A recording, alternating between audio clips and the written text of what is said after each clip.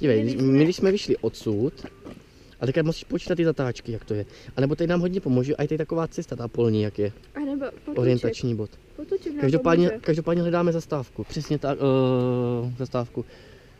Studánku, to je to slovo. Tady i ten potůček nám pomůže, vidíš? Tady třeba jeden, druhý a tady z vrchu teče třetí, takže se musíme i dívat, jak uvidíme tady třetí potok. Nebo jakože třetí rameno. Já bych šel v tom potoku. K této jdeme, no. Já bych šel v potoku, to je rozumný. A ne minemeju. A nemineme, ano. My půjdeme v potoku a tu studánku nemáme šanci minut. No já bych taky šel tady na to, abychom ji neminuli. Potok No. je? A co kdybychom šli tím potokem, přesně tak? Půjdeme, co tak má? Taky jsem 150 milionů písčák. Nenaviguju.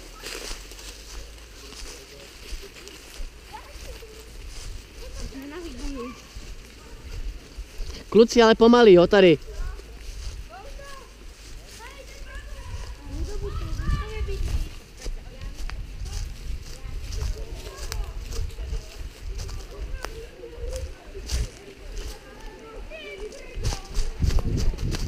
Hoši.